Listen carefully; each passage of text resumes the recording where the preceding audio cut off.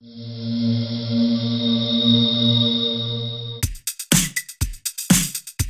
final day of IMS Ibiza's 10th anniversary has arrived. It's been an incredible summit and day 3 was no exception, starting with the sometimes heated and always lively annual Ibiza debate. The 10th edition brought together a powerful panel of island influencers, including artists Seth Troxler and Hot Since 82, and representatives from HEART, Ushuaia, Cocoon and more. Our kind of ambition is taking out what is the working class and the Ibizan class of Ibiza, and how long is that sustainable in keeping our underground culture? Everyone has their own taste, and everyone should have a place that they can go to, because that's what we do. We make dreams for people. The only thing we're doing is taking the money from the tables to do an amazing production, to create a better show, not putting them in a dirty warehouse, okay, and charging still 50 euros at the door. We're throwing warehouse parties. We want people to come in there and sweat. We'll welcome VIPs, of course, but we're certainly not gearing the club for VIPs. That club's for dancers. We need the support from the government as well to put limits on this. This type of mentality brought in different people with different aspirations. A big part of these VIP people, which are all clubbers like us. For people who are coming here looking for normal jobs, getting paid normal wages, it's unsustainable. Afterwards, I joined the Martinez Brothers to shine a well-deserved light on their incredible career to date, which included headlining Circo Loco, receiving #1 DJ honours from Mixmag,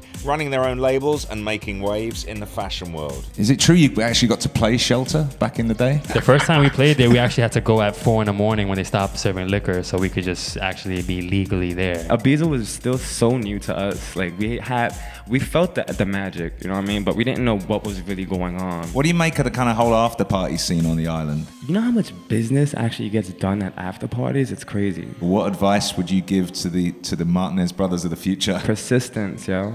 The power of persistence. No matter how many times you fail, I would have never thought I'd be up here, let alone playing back to like Master at Work, my heroes. Once you have something in your mind, a goal, just don't let it go. Be unique, you know what I mean? Be yourself, because there's a lot of copycats out there, and there's nobody that can be you like you.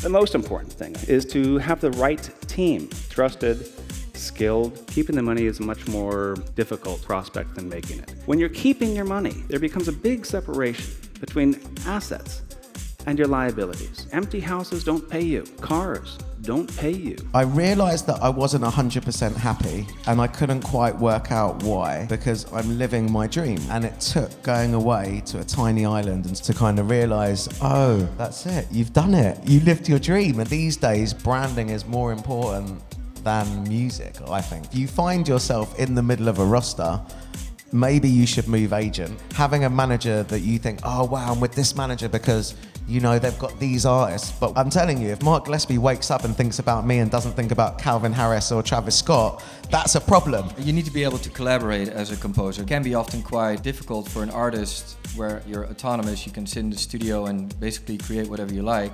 Doing music for film, it's participating to a project of someone else. They say you're not a real composer until you've been fired from a job. People don't research what they are taking, and I think this is why so many people lately die in parties. Giving everybody enough space, making sure nobody is overloading the room, and you have enough water, medication and everything, you can already help and provide a lot. We're in the dark ages in America. If the word drug comes up at a meeting, everyone just ducks. We're a long, long way from having any of those discussions. It needs to be coded in a way that you're not enticing people to take drugs, but just to tell them how to take them if they wish to take them. And the final IMS panel ended with a rare public keynote interview with Dixon, one of the most revered and enigmatic underground DJs in the world.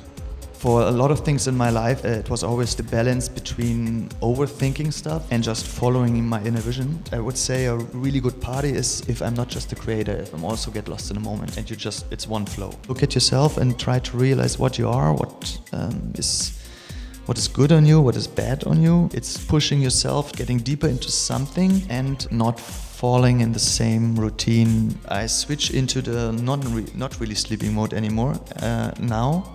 So in my experience, usually the second day is the hardest. The third day, the body kind of adjusts and you just go with the flow.